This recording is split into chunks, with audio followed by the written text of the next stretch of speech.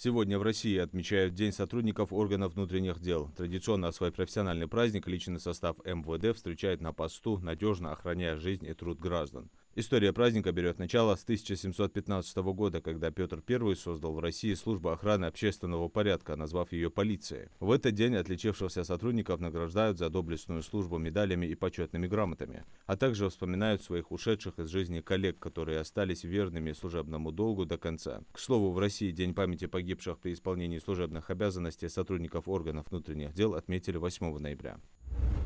Сотрудники Министерства внутренних дел по Республике Ингушетия с первых лет строительства республики проявляют стойкость, решительность, верность служебному долгу. Вы в числе первых вступаете в непримиримую борьбу с преступниками, бандитами и террористами, отметил в своем обращении глава региона. Цитата. «Навсегда овеяны славой имена погибших на боевом посту стражи правопорядка. Это герои, которые являются для подрастающего поколения примером беззаветного служения своей стране. Они навечно в благодарной народной памяти. Вы достойно храните лучшие традиции правоохранительного ведомства, приумножая опыт успешного решения служебных задач. Сердечно благодарю всех, кто безупречная служба все эти годы обеспечивает законность, безопасность и правопорядок в нашей любимой республике».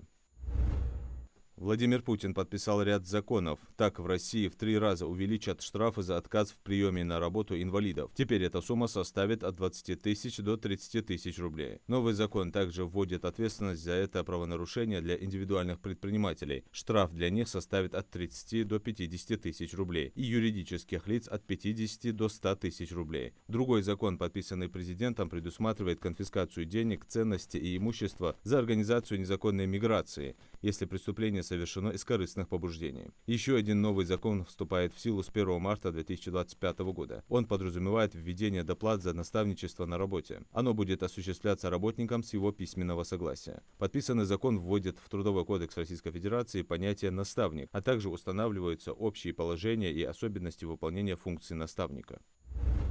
Правительство Российской Федерации выделит дополнительно свыше 30 миллиардов рублей на субсидирование льготной программы кредитования аграриев. Такое распоряжение подписал председатель правительства Михаил Мишустин. Выделенные средства пойдут на субсидирование не менее 50 тысяч кредитов, которые ранее были предоставлены предприятиям агропромышленного комплекса на производство и переработку сельхозпродукции. Необходимость дополнительного финансирования связана с повышением ключевой ставки Банка России до 21%. Оно позволит сохранить для заемщиков льготную ставку. Ежегодно во всем мире молодежь широко отмечает свои праздничные дни и события. Международный день молодежи отмечается 12 августа. Российские девушки и юноши празднуют свой день 27 июня. А сегодня мы отмечаем уже Всемирный день молодежи. Этот день установлен еще в 1945 году во время Второй мировой войны, когда молодежь чуть ли не всего мира объединилась для борьбы против фашизма. По данным ООН, в настоящее время в мире насчитывается более миллиарда молодых людей или 16% мирового населения. Численность молодежи в России в 2023 году достигла 37 миллионов человек.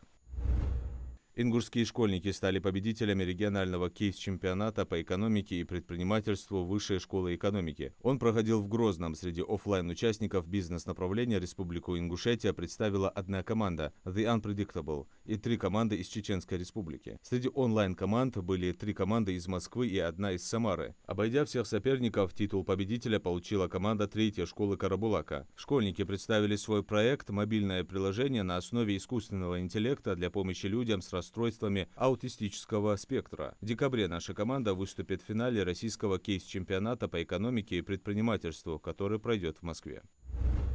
С 1 января страховые пенсии в России будут увеличены на 7,3% в соответствии с уровнем инфляции. Такая индексация предусмотрена проектом бюджета социального фонда. Если инфляция превысит этот показатель, то правительство делегирует право доиндексировать пенсии согласно российскому законодательству. Новые учебники по истории России и всеобщей истории для 5-9 классов включены в федеральный перечень учебников. Они успешно прошли апробацию и получили более 99% положительных оценок. Проводилась она в октябре. В ней приняли участие более 300 образовательных организаций всех федеральных округов России. Обучение по единым для всей страны учебникам истории в средней школе начнется с 1 сентября 2025 года.